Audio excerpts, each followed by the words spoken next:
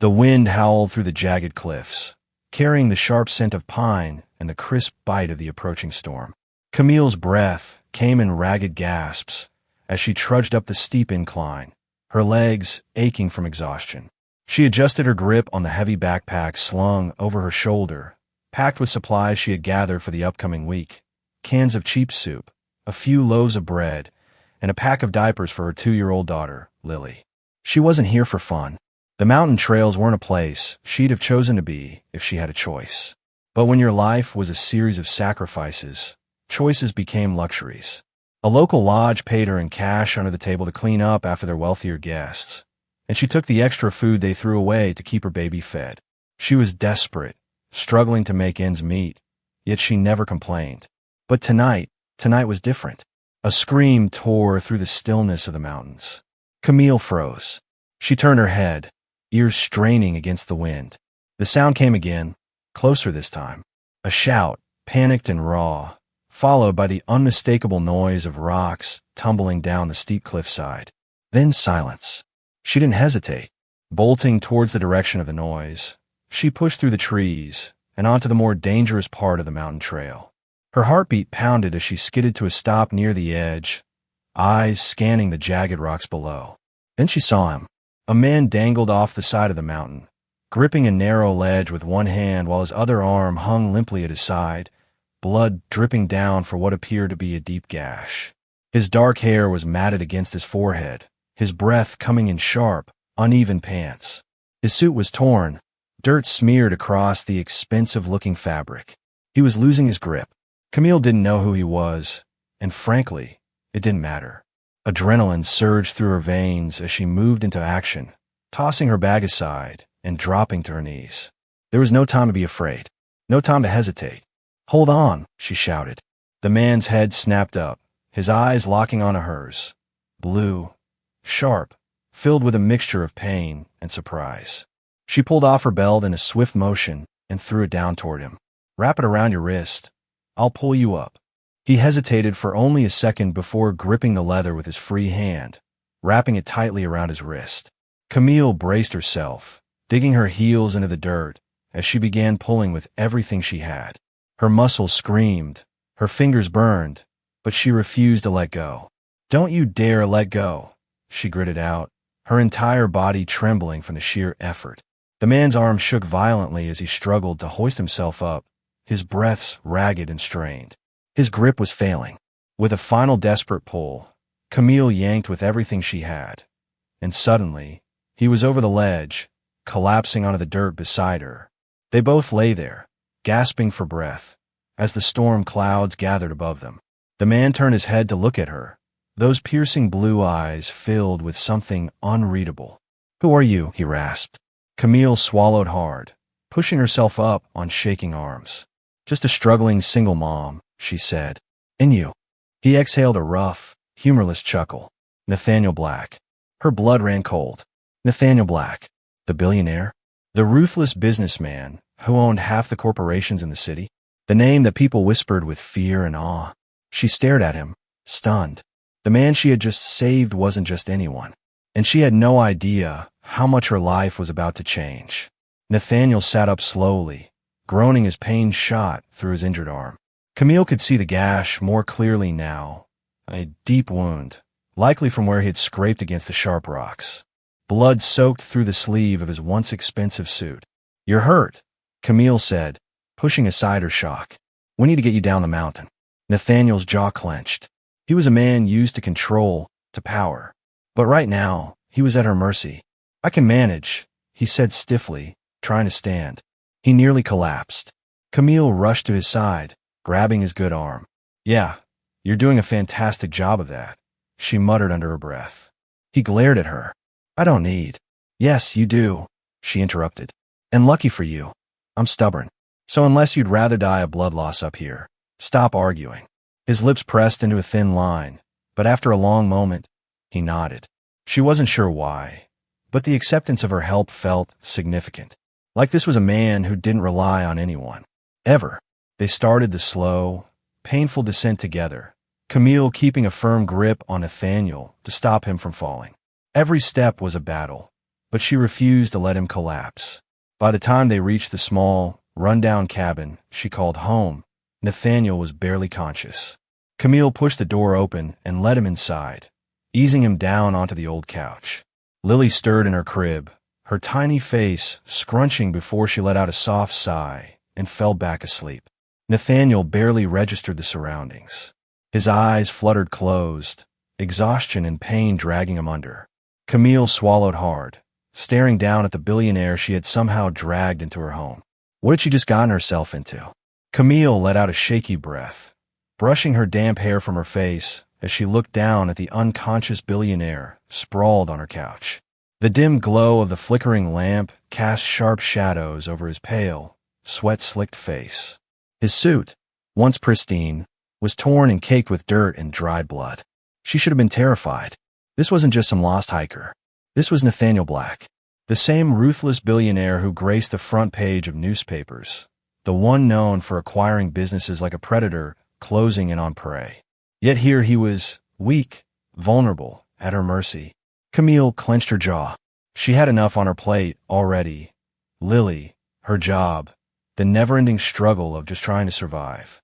She didn't need a billionaire collapsing in her tiny home, but she couldn't turn her back on him. With careful movements, she grabbed a damp cloth from the kitchen and knelt beside him, gently dabbing at the wound on his arm.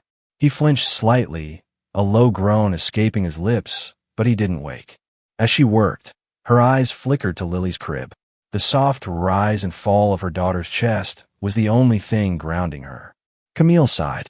"What the hell am I supposed to do with you?" she whispered, staring at the man who, under any other circumstances, wouldn't have even spared her a glance. Yet tonight, fate had different plans. The next morning, Camille woke to the sound of rustling. Her body tensed. She turned her head and found Nathaniel sitting up, his gaze locked on her.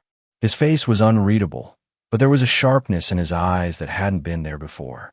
A predator regaining control. For a moment, neither of them spoke. Then, in a hoarse voice, he said, "Where am I?" Camille crossed her arms, leveling him with a stare. "In my home. You nearly died on that mountain." Nathaniel exhaled slowly, his expression flickering with something she couldn't place. Humility? No, that didn't seem like him. "You saved me." It wasn't a question. It was a fact. And by the way he said it, it sounded like something that didn't happen to him often. Camille nodded. "Yeah, you're welcome."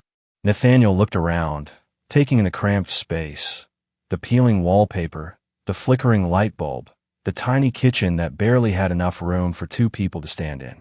His lips pressed into a thin line. This was a world completely foreign to him. "Where exactly are we?" he asked. "Middle of nowhere," Camille replied. "This is my cabin. I don't have much, but it was the closest shelter." Nathaniel let out a slow breath, his gaze flickering toward Lily's crib. He stared at the sleeping toddler for a long moment before turning back to Camille. "How long was I out?" he asked. Camille hesitated. "Almost a day." He frowned. "I need my phone." She let out a bitter chuckle. "Good luck with that. You were hanging off a cliff when I found you. Your fancy phone's probably at the bottom of the mountain." Nathaniel muttered a curse under his breath. His eyes narrowed slightly as he studied her again.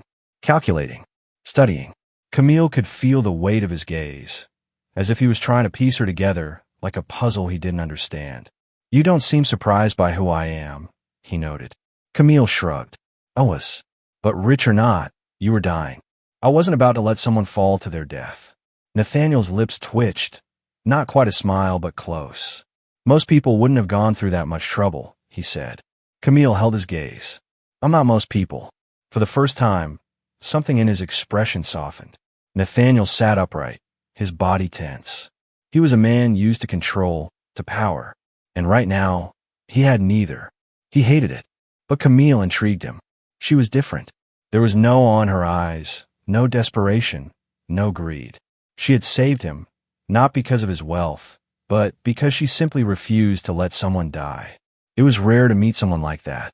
After a long silence, he asked, "How much do you want?" Camille blinked. "Excuse me." "For saving me.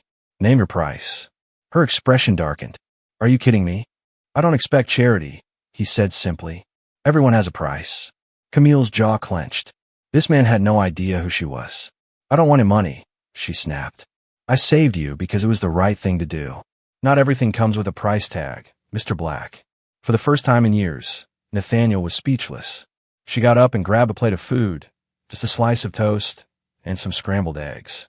She set it in front of him. Eat. You need your strength.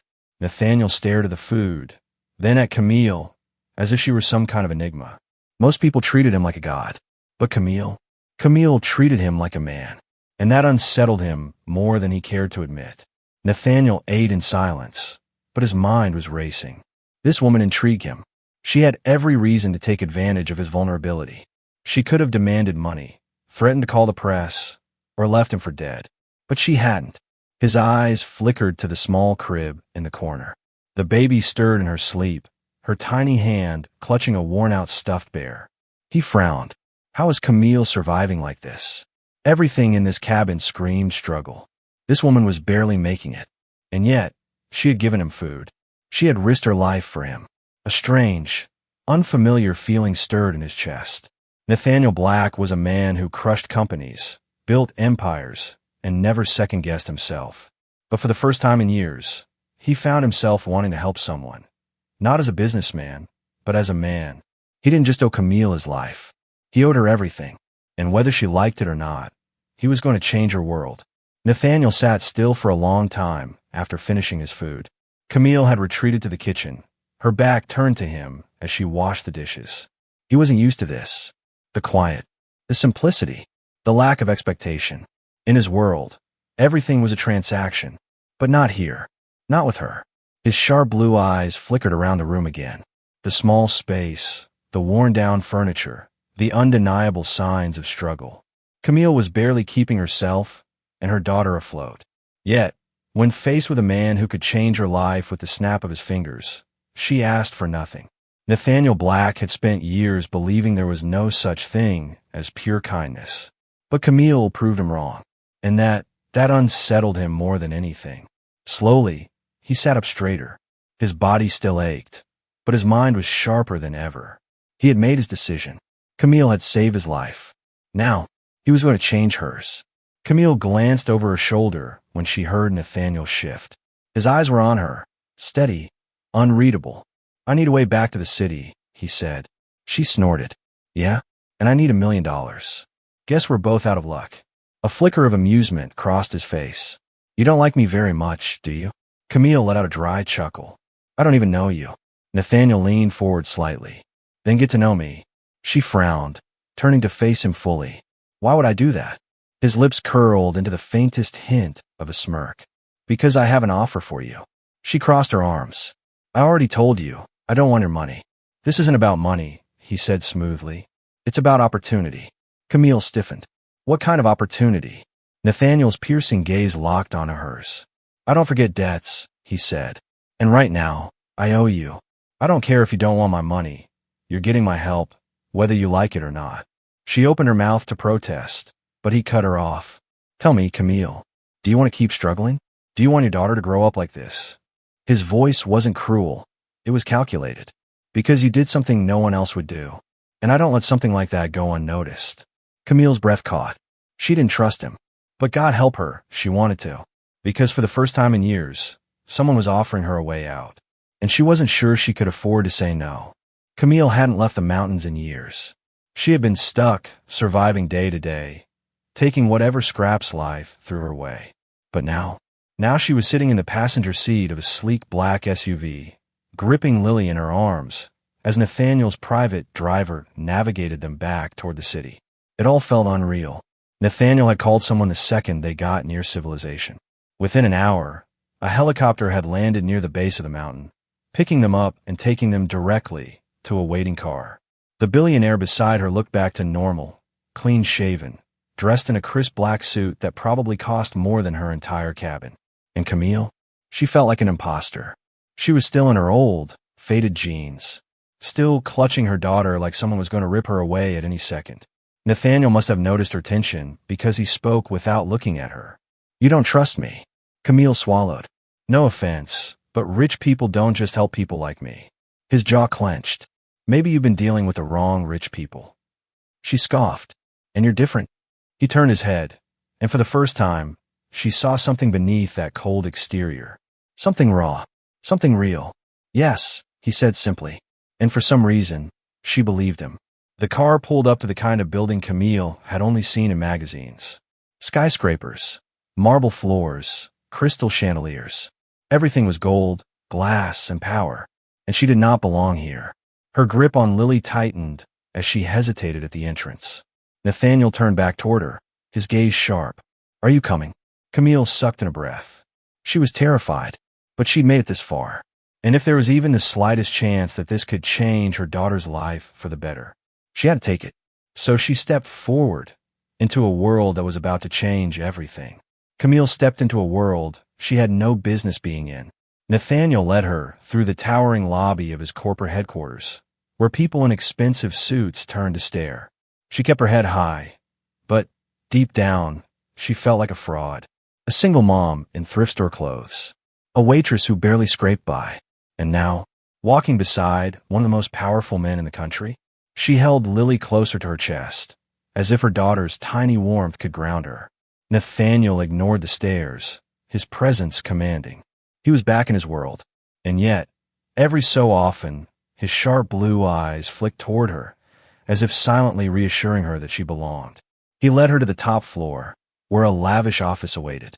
This will be your space, he said simply. Camille blinked. What?